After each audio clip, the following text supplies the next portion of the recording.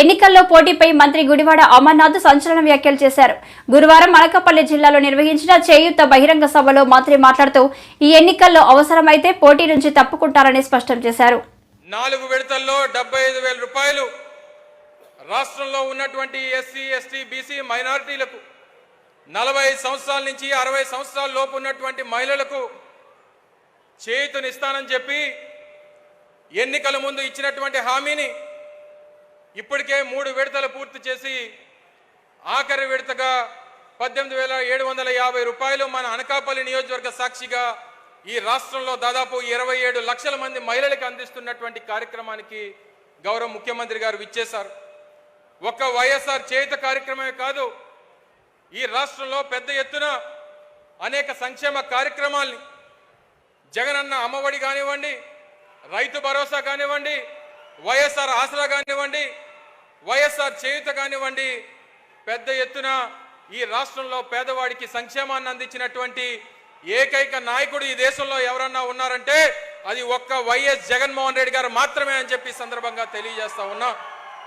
బహుశా నాకు తెలిసి స్వతంత్రం వచ్చిన తర్వాత ఈ 75 సంవత్సరాల స్వతంత్ర భారతదేశంలో ఒక్క రాష్ట్రంలోనే 5 సంవత్సరాల కాలంలో ఒక నాయకుడు పేదవాడి కోసం 2,77,000 కోట్ల రూపాయలు సంక్షేమాన్ని అందించినటువంటి నాయకుడు బహుశా నాకు తెలిసి దేశంలోనే కాదు ప్రపంచంలో కూడా ఎక్కడా ఉండడు, ఒక్క జగన్మోహన్ రెడ్డి గారు తప్పితే అనేటువంటి విషయాన్ని ఈ సందర్భంగా తెలియజేస్తా ఉన్నా.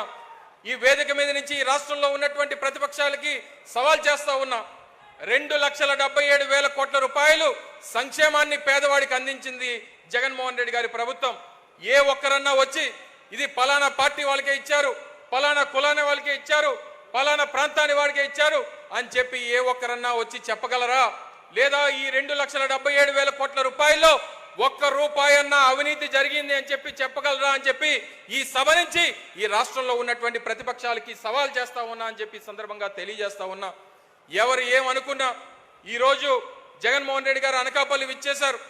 ఎన్నికల ముందు 2019 సంవత్సరంలో ఎన్నికల ప్రచార సభకి అనకాపల్లి విచ్చేసినప్పుడు అనకాపల్లి ప్రాంత ప్రజలకు ఒక మాట ఇచ్చారు, నాకు అవకాశాన్ని ఇవ్వండి, నాకు అధికారాన్ని ఇవ్వండి, నేను ప్రభుత్వం ఏర్పాటు చేస్తే అనకాపల్లిని కొత్త జిల్లాగా ఏర్పాటు చేస్తాను, అనకాపల్లిని జిల్లా హెడ్ క్వార్టర్ చేస్తానని చెప్పి మాట ఇచ్చారు. ఇచ్చినటువంటి మాట ప్రకారం ఈరోజు జిల్లా కేంద్రంగా అనకాపల్లి ఉంది. ఇప్పుడే మాట్లాడినటువంటి కలెక్టర్ గారిని చూశారు. ఒక జిల్లా కలెక్టర్, జాయింట్ కలెక్టర్, జిల్లా ఎస్పీ ఎప్పుడన్నా అనకాపల్లిలో నివాసం ఉన్నటువంటి పరిస్థితులు మీరు ఎప్పుడన్నా చూసారా అని చెప్పని అడుగుతా ఉన్నా. పరిపాలనని అంత దగ్గరికి తీసుకొని వచ్చారు, పరిపాలన వికేంద్రీకరణ చేశారు, ప్రజలకు అందుబాటులోకి పరిపాలన తీసుకొని వచ్చారు, వాలంటీర్ వ్యవస్థను తీసుకొని వచ్చారు, సచివాలయ వ్యవస్థను తీసుకొని వచ్చి ఈ రాష్ట్రమే కాదు ఈ దేశం కూడా మన రాష్ట్రం వైపు చూసేటువంటి విధంగా చేసినటువంటి నాయకుడు జగన్మోహన్ రెడ్డి గారు అని చెప్పి సందర్భంగా తెలియజేస్తా ఉన్నా. మరి ఇంత పెద్ద కార్యక్రమాలు ఈరోజు అభివృద్ధి కార్యక్రమాలు అనకాపల్లి పట్టణానికి సంబంధించి కానివ్వండి, లేదా గ్రామీణ ప్రాంతాలైనటువంటి అనకాపల్లి మండలం, కసింకోట మండలాలకు సంబంధించి కానివ్వండి, ఈ ప్రాంతంలో ఉన్నటువంటి రైతాంగానికి సంబంధించి కానివ్వండి, ఎంత పెద్ద ఎత్తున కార్యక్రమాలు చేసి ఒక్క అనకాపల్లి నియోజకవర్గంలోనే సంక్షేమ. టీడీపీ జనసేన ఉమ్మడి ప్రయాణం ముమ్మాటికి రాష్ట్రం ప్రజల కోసమే అని జనసేన పీఏసీ చైర్మన్ నాదెండ్ల మనోహర్ స్పష్టం చేశారు. గురువారం మీడియాతో మాట్లాడుతూ ఈ నెల 17న ఇరు పార్టీల చిలకలూరిపేటలో నిర్వహించబోయే ఉమ్మడి బహిరంగ సభ నిజంగా చరిత్ర సృష్టిస్తుందన్నారు. బహుశా ఒక సుదీర్ఘ ప్రయాణం చేసిన ప్రతి ఒక్కరికి అర్థమవుతుంది. వింత ఆలోచనలతోటి, ఫ్రస్ట్రేషన్ తోటి ఒక నియంత పరిపాలిస్తున్నప్పుడు పరిపాలన యంత్రాంగం కూడా ఆ వ్యవస్థకి చెడుపేరు తీసుకొచ్చే విధంగా, ప్రజాస్వామ్యంలో ఉన్న ప్రతి ఒక్కరికి ఇబ్బంది పెట్టే విధంగా 24 గంటలు వాళ్ళు ప్రయత్నం చేస్తూనే వచ్చారు. రాష్ట్ర ప్రజలకి బహుశా తెలియకపోవచ్చు, ఈరోజు నేను పంచుకుంటున్నాను. తాడేపల్లిగూడెంలో జరిగిన సభని కూడా ఏదో ఒక విధంగా ఆటంకాలు సృష్టించాలని, విధ్వంసం సృష్టించడానికి పై స్థాయిలోనే కుట్రలు పన్ని జగన్మోహన్ రెడ్డి గారి నాయకత్వంలోనే ఆ రోజున కూడా తాడేపల్లిగూడెం సభని ఫెయిల్యూర్ అవ్వాలని విశ్వ ప్రయత్నం చేశారు. ఆ రోజు కూడా దృఢంగా బలంగా నిలబడ్డాం కాబట్టి, క్షేత్రస్థాయిలో ఉన్న మా నాయకత్వం ఆ రోజున ఎక్కడ కూడా వెనకడుగు వేయకుండా పోరాటం చేశారు కాబట్టే ఆ సభని ఆ విధంగా విజయవంతం చేయగలిగాం. నిన్న రాత్రి పోలీసుల వ్యవహార శైలి చాలా ఆశ్చర్యం కలిగించింది. ఆ అపార్ట్మెంట్లో నివసిస్తుంది మా పార్టీ అధ్యక్షులు పవన్ కళ్యాణ్ గారి భద్రతా సిబ్బంది, జనసేన పార్టీ మీడియా విభాగం సిబ్బంది. కేవలం కుట్రపూరితంగా ప్రీ ప్లాన్డ్గా వీళ్ళని భయభ్రాంతులు చేయాలని, వీలైతే ఏదో ఒక వస్తువు ఒకటి పెట్టి వారిపైన కేసు పెట్టి తీసుకువెళ్ళి ఇబ్బంది పెట్టాలని ఆలోచనతోటి గోడలు దూకి మరీ పోలీసులు వాచ్మెన్ని వెపన్తో బెదిరించి రూములోకి వచ్చి సోదా చేశారంటే ఏ విధంగా వీళ్ళు ప్రయత్నం చేస్తున్నారో రాష్ట్ర ప్రజలకు అర్థం కావాలి. అసలు ఇంత ఆలోచన ఎందుకు వచ్చింది మీకు? అసలు ఖచ్చితంగా రాబోయే రోజుల్లో తెలుగుదేశం పార్టీ, జనసేన పార్టీ కలిసికట్టుగా ఒక అద్భుతమైన ప్రభుత్వాన్ని మేము ఏర్పాటు చేయబోతున్నాం. ప్రధానమైన అంశం ప్రభుత్వం ఏర్పాటు చేసిన తర్వాత law and order, rule of law అనేది అందరికీ సమానంగా వర్తించేటట్టు, ప్రతి ఒక్కరిలోనూ ఒక ధైర్యం నింపే విధంగా, ఒక భరోసా ఇచ్చే విధంగా పరిపాలించాలి. కానీ పోలీస్ యంత్రాంగాన్ని మీరు కేవలం ప్రతిపక్ష నాయకుల్ని, ప్రతిపక్షంలో ఉన్న ప్రతి ఒక్కరిని కూడా భయపెట్టించాలని మీరు చేస్తే ఆ ప్రయత్నం విఫలమవుతుంది తప్ప మరొకటి లేదు. ముక్త కంఠంతో ప్రజాస్వామ్యంలో ఉన్న ప్రతి ఒక్కరు కూడా ఎవరైతే ప్రతిరోజు ప్రేమించుకుంటారో మన రాజ్యాంగాన్ని, మన చిలకలూరిపేట సభకు బస్సులు ఇవ్వాల్సిందే అని, సభకు బస్సులు కావాలని ఈరోజు లెటర్ పెడుతున్నామని, బస్సులు ఇవ్వకపోతే ప్రస్తుతం ఉన్న అధికారులు త్వరలో తగిన మూల్యం చెల్లించుకోవాల్సి వస్తుందని ఆర్టీసీ ఎండీని అచ్చెన్నాయుడు హెచ్చరించారు. ఒకసారి నేను 2-3 ప్రశ్నలు వేస్తున్నాను. 75,000 కోట్లు సబ్ప్లాన్ నిధులు మీరు మళ్లించారా లేదా ఆన్సర్ చేయండి. బీసీల మీద ప్రేమ ఉంటే ఎందుకు మళ్లిస్తారు? ఈరోజు 24% తగ్గించారు, 34% ఉన్న రిజర్వేషన్లు. అదేదో చేతకాని దద్దమ్ము నువ్వు. నీ తండ్రి అమలు చేశాడు, కిరణ్ కుమార్ రెడ్డి అమలు చేశాడు, ఎన్టీఆర్ అమలు చేశారు, చంద్రబాబు నాయుడు చేశాడు, కోట్ల విజయభాస్కర్, అందరూ ముఖ్యమంత్రులు చేశారు కదా. 34%. నువ్వు ఒక్కడికే ఎందుకు చేత కాలేదు? అంటే బయటికి బీసీలు అని చెప్పి వారి యొక్క రిజర్వేషన్స్ కట్ చేసి దాదాపుగా 16,800 పోస్టులు లేకుండా చేశాం మా వర్గాలకి. నేను అడుగుతున్నాను, తెలుగుదేశం ఆ రోజు అధికారంలో ఉంటే కార్పొరేషన్లు, ఫెడరేషన్ల ద్వారా 4 లక్షల మందికి 3,700 కోట్లు రుణాలు ఇచ్చాం. నీ దగ్గర రికార్డు అని చూసుకో. నువ్వెందుకు 56 కార్పొరేషన్లు పెట్టావు? 50 పైసలు ఎవరికి ఇచ్చావా? రమ్మని చెప్పు. నేను మాట్లాడడం మానేస్తాను ఈ రోజు నుంచి. అంటే నీ ప్రేమ ఇదే? ప్రేమ అంటే ఏముండాలి? చెయ్యాలి. అందరికి ఇచ్చినట్టుగా ఇస్తే అదేం పథకాలు అవి. కాబట్టి ఏ రకంగా బీసీల గురించి మాట్లాడే నైతిక హక్కు జగన్మోహన్ రెడ్డి ఫ్యామిలీకి లేదు, ఆ పార్టీకి లేదని చెప్పి తెలియజేది. నేను అడిగిన నీ 300-400 ఉన్నాయి. సబ్ ప్లాన్ ఎందుకు ఖర్చు పెట్టలేదు? 10% రిజర్వేషన్ ఎందుకు తగ్గించావు? 56 కార్పొరేషన్లు పెట్టి 1 పైసా ఎందుకు ఖర్చు పెట్టలేదు? దీనికి ఆన్సర్ చేయి. ఈ 3టికి ఆన్సర్ చేయి. నువ్వు బీసీల మీద ప్రేమ ఉందంటే నేను వెల్కమ్ చేస్తాను.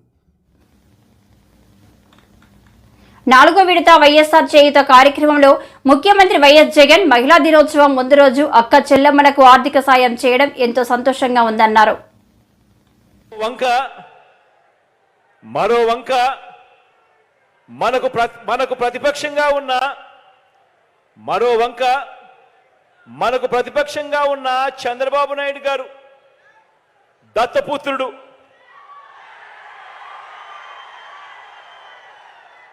మరో వంక మనకు ప్రతిపక్షంగా ఉన్న చంద్రబాబు గారు, ఆయనతో పాటు దత్తపుత్రుడు.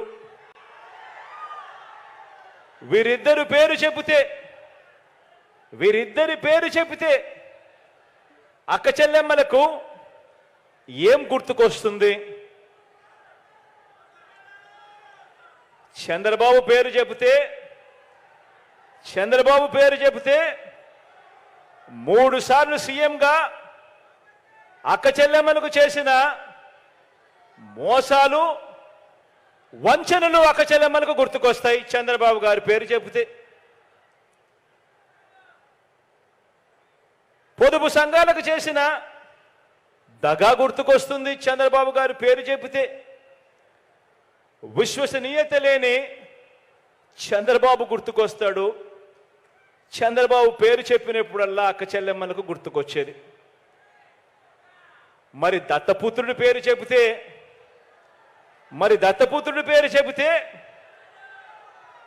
వివాహ వ్యవస్థకేవో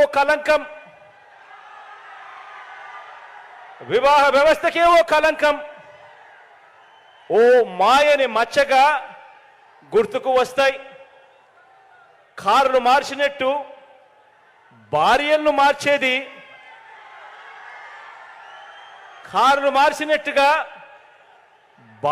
మార్చేది, ఈ విలువలు లేని ఈ దత్తపుత్రుడే అని గుర్తుకొస్తుంది. ఈ దత్తపుత్రుడిని పేరు చెప్పినప్పుడు, విలువలు లేని మనిషిని చూసినప్పుడు.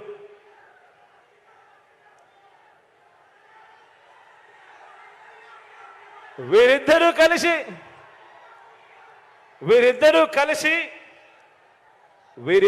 కలిసి ఇంటింటికి పంచిన వీరిద్దరి ఫోటోలతో కలిపి సంతకాలు చేసి మేనిఫెస్టో అని చెప్పి 2014లో అక్క చెల్లెమ్మలకు మేనిఫెస్టోలో వీరిద్దరూ కలిసి ఏం వాగ్దానాలు ఇచ్చారో ఒక్కసారి గుర్తుకు చేసుకుందామా? 2014లో వీళ్ళిద్దరూ కలిసి మేనిఫెస్టోని రిలీజ్ చేసి సంతకాలు పెట్టి అక్క చెల్లెమ్మలకు విషయంలో వీరిద్దరూ వాళ్ళ 2014 మేనిఫెస్టోలో ఏం వాగ్దానాలు ఇచ్చారో ఒక్కసారి గుర్తుకు చేసుకుందాం. 14,205 కోట్ల రూపాయలు పొదుపు సంఘాల రుణాలన్నీ మొదటి సంతకంతోనే రద్దు చేస్తామని చెప్పి వాగ్దానం ఇచ్చారు. మొదటి సంతకంతోనే పొదుపు సంఘాల రుణాలు 14,205 కోట్ల రూపాయలు మొదటి సంతకంతోనే మాఫీ చేస్తామని. విశాఖ జిల్లా భీమిని నియోజకవర్గం మధురవాడ రేవళ్లపాలెం రోడ్డులో నగరాల సామాజిక వర్గం ప్రతిష్టాత్మకంగా నిర్వహించిన నగరాల సామాజిక సమ్మేళనం విజయవంతమైంది. నగరాల కుటుంబ సభ్యులు అందరికీ నా నమస్కారం. అలాగే వేదికను అలంకరించిన ముఖ్య అతిథి గారు, పెద్దలు, పూజనీయులు మన అవంతి శ్రీనివాసరావు గారు, భీమిలి నియోజకవర్గ ఎమ్మెల్యే గారు, అలాగే స్థానిక కార్పొరేటర్ గారు ప్రియా గారు, అలాగే సభా అధ్యక్షులు రావు గారు, అలాగే ఈ కార్యక్రమాన్ని మన హనుమంతన్న, అలాగే పోతుల శ్రీనివాసరావు గారు, అలాగే వేదికను ఈరోజు అలంకరించిన పెద్దలందరూ అందరికీ నా నమస్కారం. ఎందుకంటే మన నగరాల కులంలోన సామాన్యుల కన్నా నాయకులే ఎక్కువ. అందరూ నాయకులే, ఎవరు వీళ్ళు చిన్న వీళ్ళు పెద్ద అన్నది ఉండదు. ప్రతి ఒక్కరూ నాయకత్వాన్ని కలిగి ఉన్నవాళ్ళు నగరాలు, నాయకత్వ లక్షణాలు కలిగిన వాళ్ళు నగరాలు. ఎందుకంటే ఇక్కడ శ్రీకాకుళం నుంచి చూసుకుంటే విజయవాడ వరకు ఏ ఒక్క జిల్లాలో మనం ఉన్న ఆ చుట్టుపక్కల ప్రాంతాలకు కానీ, ఆ చుట్టుపక్కల నివసించే వాళ్ళకి కానీ నాయకత్వం చేసేవి నగరాలు మాత్రమే. ఆ రకంగా మనం ఉన్న ప్రదేశాల్లోన మన నాయకత్వ లక్షణాలు అనేవి ఎక్కువ శాతం ఉంటుంది. కాబట్టి నగరాల కులస్తులు అన్నవాళ్ళే నాయకత్వం కలిగి ఉంటారని నా అభిప్రాయం. అలాగే మన పెద్దలు కూడా అయ్యద్దని కానీ, మరిపిల్లి చిట్టి గారు, సర్దార్ అని కానీ ఇలాంటి ఒక విజులు తీసుకొని ఉన్నవారు. అలాగే స్వతంత్రం వచ్చిన దగ్గర నుంచి 1983 వరకు కంటిన్యూగా 6 టైమ్స్ మన వల్ల విజయవాడ పశ్చిమ నియోజకవర్గంలో ఎమ్మెల్యేగా చేసి ఉన్నారు.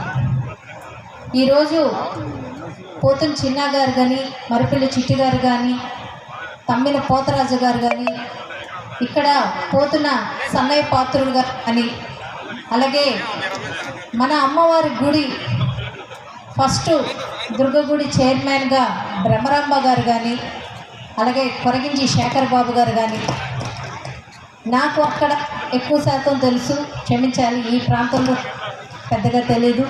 అలాగే నాకు ఏదైతే మా పెదనాన్నగారు పండు వెంకటప్పరావు నాయుడు గారు, పండు పాపారావు నాయుడు గారు, వీళ్ళు పండు వాళ్ళ వంశానికి సంబంధించిన వారు. ఇదంతా టీడీపీ గవర్నమెంట్లో ఉన్న పండు పాపారావు నాయుడు గారు కానీ వెంకటప్పరావు నాయుడు గారు కానీ ఉండటం మీకు తెలిసిందే. ఆయనకి ఎలక్షన్ల ముందు ఎప్పుడు మనకి బ్యాంక్ చైర్మన్లు ఇస్తామని, అది ఇస్తామని, ఇది ఇస్తామని నమ్మబలకడం, అలాగే ఎలక్షన్లు అయినంత వరకు మన కులాన్ని వాడుకోవడం, తర్వాత ఆ ఊసి ఎత్తకపోవడం, పక్కన పెట్టడం మాత్రమే మనం చూసాం.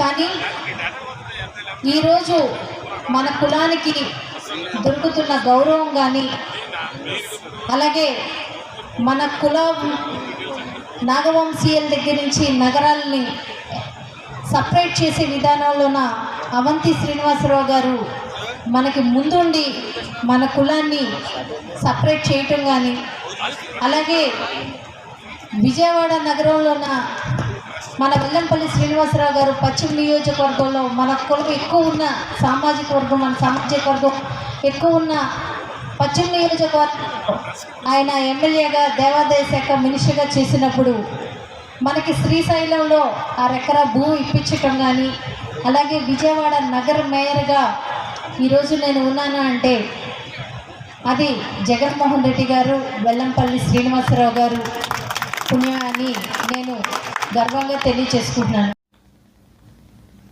ఉత్తర నియోజకవర్గంలో కార్పొరేటర్ బాణాల శ్రీనివాసరావు ఆధ్వర్యంలో వాలంటీర్లకు సేవామిత్ర పురస్కారాలు అందజేసిన వైసీపీ ఉత్తర నియోజకవర్గం ఎమ్మెల్యే అభ్యర్థి కేకే రాజు. జగన్మోహన్ రెడ్డి గారు ఏ విధంగా అయితే మీ ద్వారా లబ్ధిదారులు ఎంపిక చేసి, మీ ద్వారా ప్రజలకు మేలు చేసి, బటన్ నొక్కి అకౌంట్లోకి నగదు జమ చేస్తున్నారు, మీకు సంబంధించి కూడా సేవా మిత్రాలకి, సేవా రత్నాలకి, సేవా వజ్రాలకి మీకు కూడా మా ప్రమేయం ఏమీ లేకుండా మీ అకౌంట్లో కూడా నగదు అందరికీ జమ అయిందా లేదా? అందరికీ. అయినా మంచిని 10 మందికి పంచమని చెప్తాడు. ఎప్పటికప్పుడు మనం సమాజంలో మనం ఏ సేవ చేస్తున్నాం, మన కార్యాచరణ ఏంటి, ఏ విధంగా ప్రజలకు మేలు జరిగింది, ఏ విధంగా మన ప్రజలకు అండగా నిలబడ్డాం, ఏ విధంగా మీరు క్షేత్రస్థాయిలో వాలంటరీ వ్యవస్థ ద్వారా ఈరోజు ఈ రాష్ట్ర అభివృద్ధికి, ఈ రాష్ట్రంలో ఉన్న అన్ని ప్రాంతాల అభివృద్ధికి కూడా వాలంటరీ వ్యవస్థ అనేది పాటుపడుతూ ఉంది. మన భవిష్యత్తు ఏంటి, జగన్మోహన్ రెడ్డి గారి ప్రణాళికలు ఏంటి, జగన్మోహన్ రెడ్డి గారు చేసిన మంచి ఏంటి అనేది మనం అందరం కూడా చర్చించుకోవాల్సిన అవసరం ఉంది. ఎందుచేతంటే మన దేశానికి స్వాతంత్రం వచ్చి 75 సంవత్సరాలు అవుతుంది. ఈ 75 సంవత్సరాలు స్వాతంత్ర భారతదేశ చరిత్రలో మనకు స్వాతంత్రం వచ్చిన తర్వాత డాక్టర్ బాబాసాహెబ్ బిఆర్ అంబేద్కర్ గారు మనకు రాజ్యాంగాన్ని రచించడం, మహాత్మా గాంధీ గారు, ఎందరో ఇలాంటి మహానుభావులందరూ కూడా స్వాతంత్ర భారతదేశం ఏ విధంగా ఉండాలి, ఏ విధంగా స్వాతంత్ర భారతదేశంలో ప్రజాస్వామ్యం ద్వారా వెనకబడిన వర్గాల వారిని అభ్యున్నతికి తీసుకురావాలి, కులాలకి, మతాలకి, పార్టీలకు అతీతంగా స్వాతంత్ర భారతదేశం ఏ విధంగా వృద్ధిలోకి రావాలని ఆ మహనీయులు ఎందరో కలలు కంటం జరిగింది. ఆ కళల్ని సాకారం చేసే క్రమంలో స్వాతంత్ర పోరాట ఉద్యమంలో ఎందరో మహానుభావులు ప్రాణత్యాగాలు చేయడం జరిగింది. ఆ మహనీయుల ప్రాణత్యాగాల ఫలితంగానే మన స్వాతంత్రాన్ని సాధించడం జరిగింది. కానీ స్వాతంత్రం తర్వాత సుమారు ఇప్పటి వరకు కూడా 22 సార్లు 23 సార్లు ఎన్నికలు వచ్చినాయి. 5 సంవత్సరాలకో లేకపోతే ప్రభుత్వాలు పడిపోయినప్పుడు 2 సంవత్సరాలకో 3 సంవత్సరాలకో ఎన్నికలు వస్తున్నాయి. ఎన్నికల్లో ఒక్కొక్కసారి ఒక్కొక్క పార్టీ గెలుస్తుంది. గెలిచిన తర్వాత మళ్ళీ ఇంకొకసారి ఎన్నికలు వస్తున్నాయి. ముఖ్యమంత్రులు మారుతున్నారు, ప్రధానమంత్రులు మారుతున్నారు.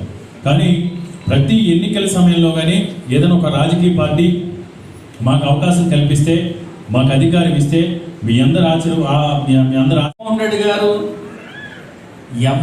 ఎందుకు ఈ కాన్సెప్ట్ ఎన్నుకున్నారా అంటే ఇప్పుడు తెలుస్తుంది మాకు. కింద స్థాయి వరకు వెళ్ళేది ఏదైనా ఉందంటే ఈ వాలంటరీ వ్యవస్థ, గ్రామ సచివాలయ వ్యవస్థ మాత్రమే అని నమ్మిన ఏకైక వ్యక్తి జగన్మోహన్ రెడ్డి గారు. ఇది ఓన్లీ మీద వాలంటీర్లు కేకే రాజు గారు కార్పొరేటర్ సమక్షంలో ఇది జరుపుకున్న కార్యక్రమం కాబట్టి మీ గురించి మేము కొద్దిగా ఎక్కువగా చెప్పాల్సిన అవసరం ఉంది. కాబట్టి దాని మీద ఇప్పుడు మీ తాలూకా కొలీగ్ చెప్పిన మాటలకి మీరు ఆలోచించిన అవసరం ఇంకా ఎక్కువ ఉంది. ఆయన ఒక్కడే కాదు, ప్రతి ఒక్కరు కూడా ఆయన స్థాయిలో ప్రతి ఇంటికి అల్లుకున్న వ్యక్తులు. ఎవరైనా మీరు పని చేయలేదు అంటే జగన్మోహన్ రెడ్డి గారు పని చేయలేనట్టే, జగన్మోహన్ రెడ్డి గారు పని చేస్తే మీరు పని చేసినట్టే. ఈ రెండే కంపారిజన్, ఇంక వేరే కాదు. ఎందుకంటే ఈరోజు ఏదైనా ఒక తంబు వేయాలంటే మీరు ఇక్కడ తంబు వేయాలి, అక్కడ ఆయన తంబు వేయాలి, మధ్యలో మా తంబులు దేనికి పనికిరావు, గోడలకు వేసుకోవాలి. అంతేనా కాదా? మరి మీకు మీ తంబు వాల్యూ ఎంత ఉందో చూసుకోండి. కాబట్టి మీరు ఇప్పుడు ఈ మధ్యకాలంలో ప్రతిపక్షంలో ఉన్న చంద్రబాబు నాయుడు గారు కానీ లేదా పవన్ కళ్యాణ్ కానీ గతంలో ఏమని చెప్పారు? ఈ వ్యవస్థను తీసేస్తామని చెప్పి ఒకడు, ఈ వ్యవస్థ వలన వాళ్ళు బలోపేతం అవుతున్నారని ఒకరు, మళ్ళీ నిన్న ఈయనపాత్రుడి గారు ఈ వ్యవస్థలు అయితే ఉంచుతాము అని మళ్ళీ నిన్న, అంటే రకరకాల మాటలు వాళ్ళు మాట్లాడుతున్నారు. కాబట్టి మీరందరూ మనకి ముఖ్యంగా మొదటి రోజు నుంచి మనకు చేసిన వ్యక్తి ఎవరు, ఆ వ్యక్తి కోసం మనం నిలబడాల్సిన అవసరం ఉంది. ఇది జగన్మోహన్ రెడ్డి అనే వ్యక్తికి మనసులోంచి రాకపోతే మనం ఈరోజు ఈ సేవ చేసే కార్యక్రమం చేయలేము. కాబట్టి మనం ఎప్పుడు కూడా మనం జగన్మోహన్ రెడ్డికి రుణపడి ఉండేటట్టు ఉండాలి అని మనం గుర్తుంచుకోవాలి.